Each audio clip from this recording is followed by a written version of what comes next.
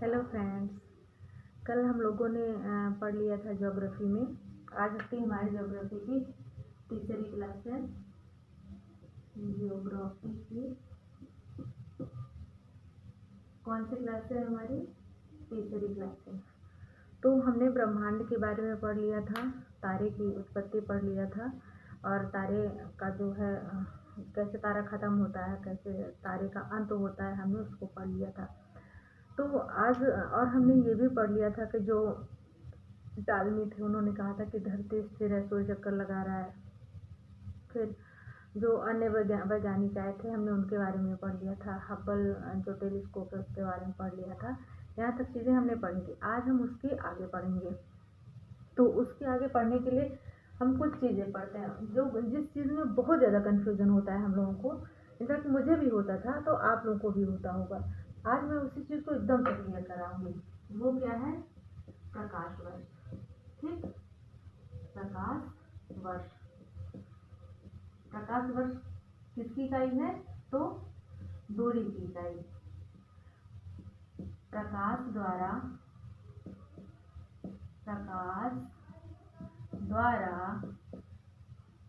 एक साल में या एक वर्ष, एक साल कहिए इसको, आप कहिए चाहे एक वर्ष कहिए। एक मिनट रुकिए, मैं देखूं कैमरे में आ तो रहा है बोर्ड की नहीं।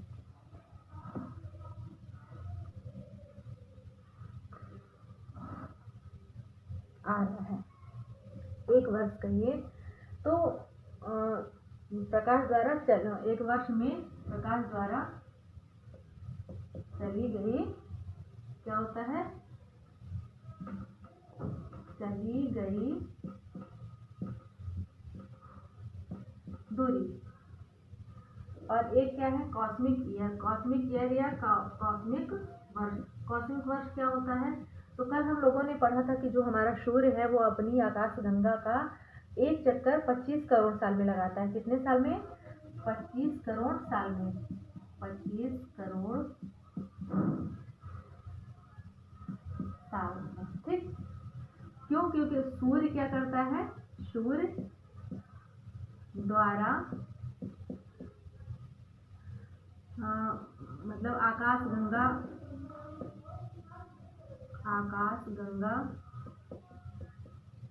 का एक चक्कर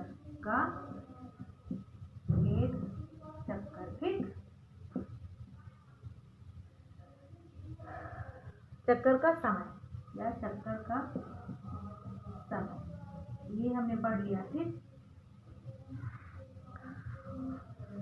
अब हम क्या पढ़ेंगे? खगोलीय इकाई। क्या? खगोलीय। पहले हम लिख लेते हैं जल्दी जल्दी, फिर इसको हम क्या करेंगे? खगोलीय इकाई। खगोलीय इकाई का क्या होगा?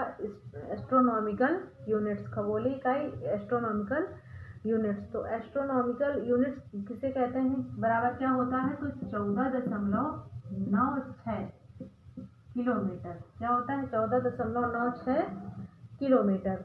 तो इसको हम 14.96 करोड़ किलोमीटर, किलोमीटर नहीं भैया, एस्ट्रोनॉमी को भी नॉर्मल होती है किलोमीटर में, सब करोड़ में ही जाती है। करोड़ किलोमीटर। तो हम लोग लगभग में मान लेते हैं, लगभग का एक दिन होता है 15 करोड़ किलोमीटर। क्या? 15 करोड़ किलोमीटर। हमने तीन चीजें पढ़ी: प्रकाश वर्ष, कॉस्मिक ईयर, कॉस्मिक वर्ष लिख लें यहाँ, कॉस्मिक वर्ष, और खगोलीय इकाई। प्रकाश वर्ष किसे कहते हैं? प्रकाश वर्ष लिखा तो है प्रकाश वर्ष, लेकिन ये इकाई किसकी है? दूरी की इकाई है। और दूरी भी कितनी दूरी? तो प्रकाश द्वारा एक साल में जितनी दूरी चली जाती है वह क्या कहलाती है? प्रकाश वर्ष कहलाती है। ध्यान रखिएगा, लिखा प्रकाश वर्ष है, इकाई है दूरी की। लिखा प्रकाश वर्ष है, इकाई है दूरी की। लिखा है प्रकाश वर्ष, इकाई दूरी की है।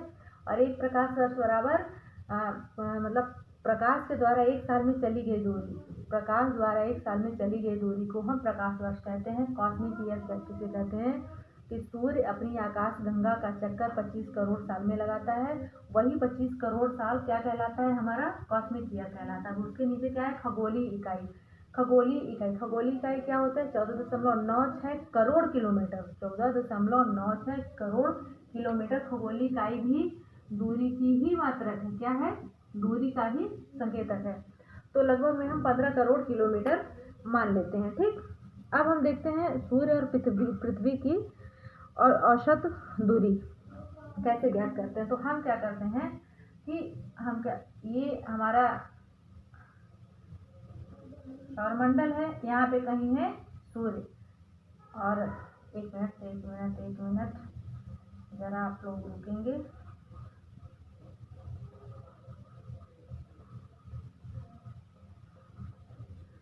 ये हम ऐसे बना लेते हैं, ये दीर्घ वृत्ताकार पथ में सूर्य क्या कर रहा है? चक्कर लगा रहा है। ये क्या है? हमारा सन।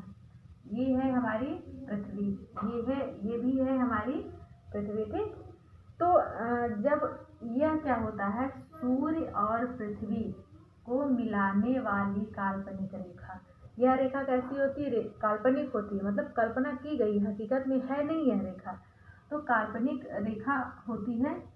ठीक, अब इस काल्पनिक रेखा का नाम क्या होता है? तो एपी साइड लाइन। कौन सी? AP side line. इस काल्पनिक रेखा का नाम एपी साइड लाइन। अब यह जो पृथ्वी है यह सूर्य से दूर है, और यही पृथ्वी चक्कर लगाते लगाते सूर्य के पास आ गई।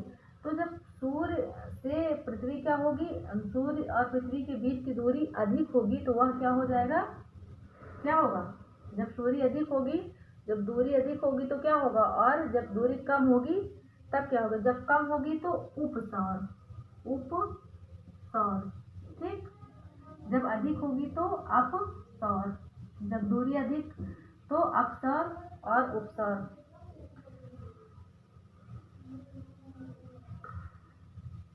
इसको इंग्लिश में एपी हेलियन कहते हैं और इसको पेरीहेलियन।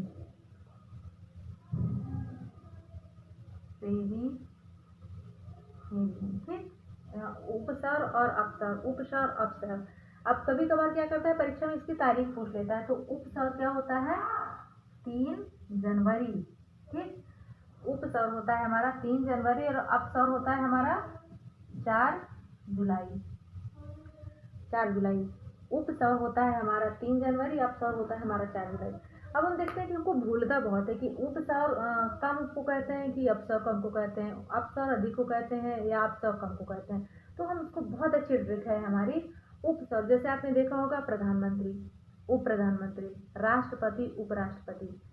और क्या होता है कि जो किसी का जो घटाने का होता है, किसी का मान घटाने का वो होता है, जैसे राष्ट्रपति का पद ऊंचा होता है, और जब उसमें उप लगा दी हम तो उप राष्ट्रपति राष्ट्रपति से बड़ा थोड़ी होता है, उपराष्ट्रपति राष्ट्रपति से छोटा ही होता है। तो देखा जाए तो कम करने के लिए, किसी की वैल्यू कम करने के लिए हम उसके साथ उप लगा देते हैं, तो कम, उप यानी कम। तो जब दूरी कम होगी तो उपसौर, और जब दूरी अधिक होगी तो अपसौर। ठीक, अप यानी बढ़ा दिया, ऊपर कर दिया, अपसौर। अब हिंदी मीडियम वालों तो ठीक है, अब इंग्लिश मीडियम वाले भी ट्रिक ढूंढेंगे। हिंदी मीडियम वालों को तो ट्रिक सही हो गया। इंग्लिश मीडियम वालों की ट्रिक ये है कि एपी हेलियन ए ग्रेड, जैसे कहते हैं ना, अरे A1 है, ये चीज़ A1 का है, ये चीज़ ए ग्रेड का है। अब जैसे कोई भी, जैसे ट्रिपल का आप वो करें या फिर कोई भी एग्ज़ाम दें, अगर उसमें ए ग्रेड मिल जाता है तो वो अच्छा ग्रेड माना जाता है, यानी वह अधिक होता है। तो जब अधिक होता है तो वह एपी हेलियन होता है। अब 3 जनवरी को हमारा उपसौर होता है, कम होता है। वैसे भी देखिए, जब साल की शुरुआत होती है, किसकी शुरुआत होती है साल की? जनवरी, फरवरी, मार्च, अप्रैल, मई, जून, जुलाई, अगस्त, सितंबर, अक्टूबर, नवंबर, दिसंबर आता है ना। तो उसमें से इन महीनों में सबसे पहले क्या आता है? जनवरी आती है ना, तब फिर जुलाई आता है ना, जनवरी और जुलाई। तो उपसौर, पेरीहेलियन, 3 जनवरी। उपसौर कब होता है? कम की चीज़ है तो कम में ही आ जाएगा, जल्दी वाले में आ जाएगा। तो 3 कम है तो उपसौर 3 जनवरी, अपसौर 4 जुलाई। हमने यहाँ पढ़ा। अब एक चीज़ होता है कि बहुत से लोग सोचते हैं कि ये सूर्य और पृथ्वी की दूरी जब अधिक होती है तब यहाँ पर ठंडी पड़ेगी, ऐसा। और सूर्य और पृथ्वी की दूरी जब कम होती है तब यहाँ गर्मी पड़ेगी, जबकि ऐसा होता नहीं है, इसका जस्ट उल्टा होता है, जस्ट अपोजिट होता है। जब सूर्य और पृथ्वी की दूरी क्या होती है, अधिक होती है, जब सूर्य और पृथ्वी की दूरी अधिक होती है तब गर्मी पड़ती है, और जब सूर्य और पृथ्वी की दूरी कम होती है तब क्या बढ़ती है, ठंडी पड़ती है। ठीक, तो इसके लिए हम क्या करते हैं, दूसरा चित्र बना लेते हैं, ठीक है ना। ये ऐसा होता क्यों है, वैसे अभी मेरे पास मानचित्र तो नहीं है, आप लोग मानचित्र थोड़ा सा निकाल के देखिएगा। तो उस मानचित्र में क्या है कि हमारा जो सूर्य है, जो हमारी धरती है, वह भारत मतलब जो विश्व का मानचित्र है हमारा वर्ल्ड मैप, तो वर्ल्ड मैप में जो हमारा भारत है वह उत्तरी गोलार्ध में आता है। किस में आता है, उत्तरी गोलार्ध में आता है। आप लोग 1 मिनट रुकिए, तो मैं मानचित्र दिखा दे रही हूँ आप लोगों को, ठीक ना, तो आप लोग को समझ आएगा कि ऐसा होता क्यों है, ठीक है। 1 मिनट।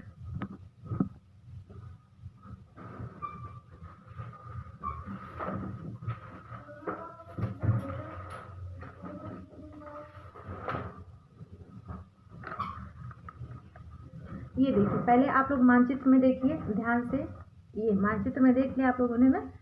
ये चीज़ जो होता है ना, ये जो भारत है हमारा, यहाँ पर हमारी गई है 0 डिग्री लाइन। कहाँ गई 0 डिग्री लाइन, ये देखिए आप लोगों को दिख रहा है, ये 0 डिग्री लाइन लिखा है, ये देखिए ये 0 डिग्री लाइन।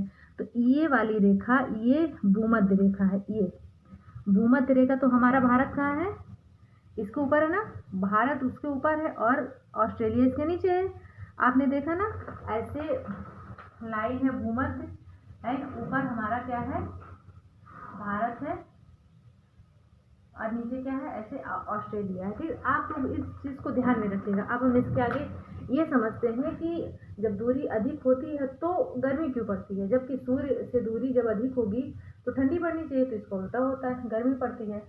उसके लिए हम फिर से एक चित्र बना लेते हैं। ये हो गया हमारा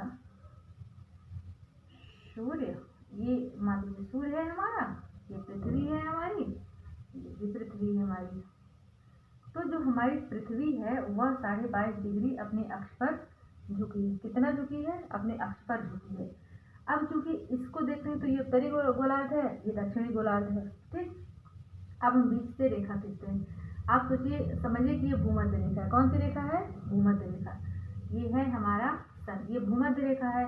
ऐसे हम इसमें भी भूमध्य रेखा खींच लेते हैं, ठीक। तो हमारा जो सूर्य है तो ऊपर है, उत्तर की तरफ है। ये आप समझिए, ये हमारा भारत है। क्या है, यह हमारा भारत है। तो जो ये सन की लाइट है, जो सूर्य का प्रकाश है, ऐसे इसमें भी भारत कहाँ होगा, उत्तर। अरे पृथ्वी ऐसे तो राउंड मारेगी, ऐसे अपने अक्ष पर घूमते हुए ऐसे यहाँ आएगी, यहाँ आएगी, यहाँ आएगी, यहाँ आएगी, यहाँ आएगी। हालांकि वह पृथ्वी वाला जब पृथ्वी अलग से पढ़ाएंगे तब उसको पढ़ाएंगे, लेकिन अभी यहाँ मोटा ये बात समझ लीजिए कि पृथ्वी क्या कर रही है कि अपने अक्ष पर झुकी है 22.5 डिग्री, और फिर अपने अक्ष पर गोलार्ध से घूमती है। तो हमारा भारत यहाँ है, तो सूर्य की जब किरणें यहाँ से निकलेंगी तो इस क्षेत्र पर पहुँचेंगी ना, इस पर, न कि इस पर, यहाँ पर नहीं पहुँचती। तो इसीलिए सूर्य से दूरी कम होने के बावजूद भी ये यहाँ 3 जनवरी को उपसौर होता है, 3 जनवरी में हमारे यहाँ खूब ठंडी रहती है। तो पृथ्वी से सूर्य की दूरी कम होने के बाद भी ठंडी पड़ती है, कारण पृथ्वी का अपने अक्ष पर झुके होना। अब इधर ऐसे होता है, तो इधर पृथ्वी भारत हमारा कहाँ है, इधर से जब किरणें जाएंगी तो डायरेक्ट ऐसे पड़ेंगी ना, तो जब डायरेक्ट भारत पर पड़ेंगी तो यहाँ गर्मी होगी ना। तो ये जो होता है अपसौर हमारा 4 जुलाई को होता है। अभी हमने पढ़ा ना पीछे चित्र बना के, अपसौर और उपसौर 4 जुलाई को होता है। तो 4 जुलाई को हमारे यहाँ भीषण गर्मी पड़ती है। अब यहीं पे आ गया ऑस्ट्रेलिया। ये तो हो गया हमारा भारत। अब आप ये समझिए कि भारत के नीचे ही ऐसे तो ऑस्ट्रेलिया है, भारत के नीचे तो है ऑस्ट्रेलिया, भी मैंने आपको दिखाया, और ऐसे यहाँ भी ऑस्ट्रेलिया है। तो जब सूर्य से क्या होगी, नज़दीकी होगी, तो ये सूर्य की किरणें डायरेक्ट ऑस्ट्रेलिया में पड़ रही हैं। तो डायरेक्ट ऑस्ट्रेलिया में पड़ रही हैं तो यहाँ गर्मी होगी। तो हमारे यहाँ जब ठंडी होती है जनवरी में, तब ऑस्ट्रेलिया में गर्मी होती है। ऐसे ही हमारे साथ जब हमको गर्मी लगती है तब ऑस्ट्रेलिया में ठंडी पड़ती है। क्यों, क्योंकि हम ऊपर हैं तो डायरेक्ट सूर्य का प्रकाश हमको मिल रहा है, और ऑस्ट्रेलिया फिर नीचे चला जाता है तो ऑस्ट्रेलिया को सूर्य का प्रकाश नहीं मिलता। तो परीक्षा में प्रश्न क्या आता है कि ऐसा कौन सा देश है या जहाँ पर मतलब जो क्रिसमस है, क्रिसमस डे, वह गर्मी के दिनों मनाया जाता है। हमारे यहाँ तो क्रिसमस डे 25 दिसंबर को मनाया जाता है ना। तो हाँ, भारत में क्रिसमस 25 दिसंबर को मनाया जाता है। तो जब दिसंबर में हमारे यहाँ गर्मी पड़ती है, जब दिसंबर में हमारे यहाँ ठंडी पड़ती है, तब ऑस्ट्रेलिया में गर्मी पड़ती है। तो वह क्या है देश? ऑस्ट्रेलिया। ऑस्ट्रेलिया में गर्मी में क्रिसमस मनाया जाता है, इस बात को ध्यान में रखिएगा, ठीक है। तो हमने क्या पढ़ लिया? अपसौर उपसौर पढ़ा ना, पेरीहेलियन पढ़ लिया है, एपीहेलियन पढ़ लिया है। और हमको एक चीज़, हमने जब आकाशगंगा पढ़ा था तो हमने एक चीज़ को छोड़ दिया था का मतलब आगे पढ़ना था। ये मान लीजिए हमारी मंदाकिनी है, क्या है? मंदाकिनी। एक मिनट फ्रेंड्स, देखो दिख रहा है? हाँ दिख रहा है। ये हमारी क्या है? मंदाकिनी। आप ये सोचिए कि ये हमारी मंदाकिनी है, ये हमारा सूर्य है, ये है प्रॉक्सिमा सेंचुरी, और ये क्या है? हमारा साइरस, ठीक। ये सन, ये प्रॉक्सिमा सेंचुरी है, ठीक। ये हमारा साइरस, ये हमारा क्या है? साइरस को ही डॉग स्टार भी कहते हैं, डॉग स्टार।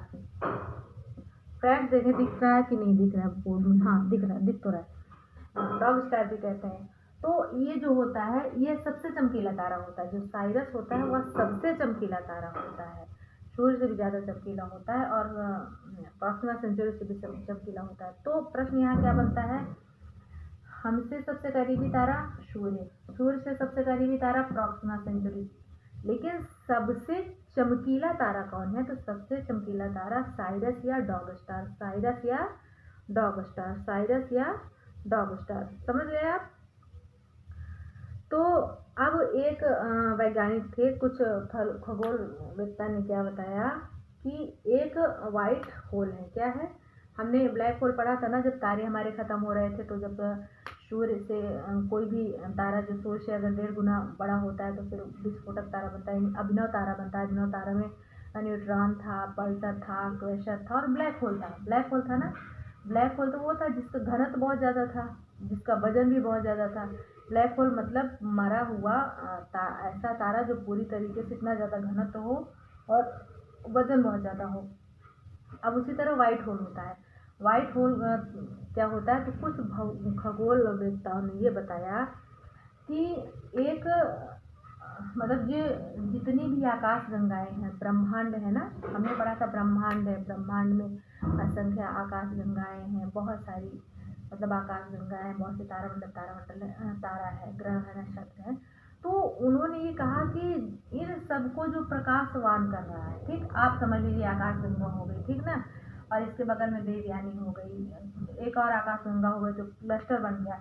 तो ये इन्होंने कहा कि ये जो जहाँ जहाँ भी प्रकाश जा रहा है वह प्रकाश एक ही जगह से निकल रहा है, एक ही स्थान से आ रहा है, और वही स्थान जहाँ से प्रकाश आ रहा है वह क्या है? White hole. यह एक कल्पना है, ये सत्य नहीं है, लेकिन उन्होंने कहा था तो हमें पढ़ना है, इसलिए हम इस चीज़ को पढ़ रहे हैं। तो हमने आज क्या क्या पढ़ लिया? हम दोहराते। प्रकाश वर्ष क्या है? प्रकाश द्वारा एक साल में चली गई दूरी।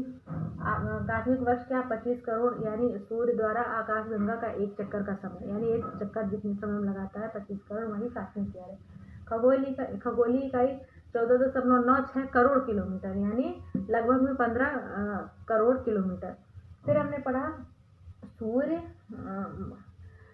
क्या होता है? बीच में होता है। सूर्य से पृथ्वी की दूरी अधिक होती है तो अपसौर एपीहीलियन, जब दूरी कम होती है तो उपसौर पेरीहेलियन।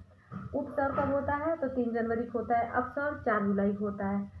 सूर्य से पृथ्वी की दूरी अधिक होने के बाद भी गर्मी क्यों पड़ती है? क्योंकि पृथ्वी अपने अक्ष पर 42 डिग्री झुकी हुई है, और सूर्य से पास होने के बावजूद भी ठंडी क्यों पड़ती है? क्योंकि यहाँ भी यही कारण है कि पृथ्वी अपने अक्ष पर झुकी हुई है। अब जब हमारे यहाँ गर्मी बढ़ती है तो ऑस्ट्रेलिया में ठंडी बढ़ती है, जब हमारे यहाँ ठंडी बढ़ती है तब ऑस्ट्रेलिया में गर्मी बढ़ती है। ऐसा कौन सा देश है जहाँ पर क्रिसमस गर्मी के दिनों मनाया जाता है? तो वह है ऑस्ट्रेलिया। उसके बाद हमने क्या पढ़ लिया था? हमने पढ़ा था ये साइरस, सबसे चमकीला तारा साइरस, जिसको डॉग स्टार भी कहा जाता है। हमारा सूर्य से सबसे करीबी तारा प्रॉक्सिमा सेंचुरी, और हमसे सबसे करीबी तारा सूर्य से सबसे करीबी तारा प्रॉक्सिमा सेंचुरी, और जो सबसे चमकीला तारा है वह क्या है? हमारा साइरस या डॉग स्टार। हमारी आकाशगंगा का नाम मंदाकिनी, हमारी आकाशगंगा मंदाकिनी के सबसे करीबी गंगा का नाम है देवयानी। 3 आकाशगंगाओं के समूह को सुपर क्लस्टर कहते हैं। ब्रह्मांड में कहते हैं कि 100 अरब तारे हैं, मतलब एक आकाशगंगा में 100 अरब तारे होते हैं। और उसके बाद देखो नक्षत्र कितने होते हैं? 27। कल हमने पढ़ा था नक्षत्र 27 होते हैं। तारामंडल हमारे 89 होते हैं। ग्रह हमारे 8 होते हैं। 2006 से पहले ग्रहों की संख्या 9 थी, क्योंकि 2006 में प्लूटो को ग्रह की श्रेणी से हटा दिया गया। कारण ये था कि प्लूटो वरुण की कक्षा को काट रहा था। तो उसको तो हम जब अलग से ग्रह पढ़ेंगे तो बताएंगे कब ग्रह में रखा जाता है, कब ग्रह में नहीं रखा जाता है। तो इतना आज हम लोगों ने पढ़ा। तो आज के लिए हम इतना ही रहने देते हैं। आगे की क्लास हम आगे पढ़ेंगे, यानी आगे के चैप्टर या आगे का टॉपिक हम आगे पढ़ेंगे। धीरे धीरे पढ़ेंगे, आराम से पढ़ेंगे, कोई जल्दबाजी नहीं है, लेकिन जितना पढ़ेंगे उतना याद तो हो जाएगा। और हम कोशिश कर रहे हैं कि बहुत आसान से आसान भाषा में आपको पढ़ाएं, समझाएं। ज्योग्राफी ऐसा विषय है कि एक बार इसमें रुचि आने के बाद फिर बहुत अच्छा लगता है, बहुत मज़ा आता है पढ़ने में। तो आप लोग इंजॉय करते हुए पढ़ें। और हाँ, मैं ये नहीं कहूँगी कि आप लोग मतलब लाइक करें या ना करें, लेकिन अगर आपको लगता है कि मैं ठीक ठाक पढ़ा रही हूँ, आपको समझ आ रहा है मेरे पढ़ाने से, तो इसको आगे ज़रूर बढ़ाएं, ताकि उनको भी शिक्षा मिल सके जो जिनके पास पैसे नहीं हैं।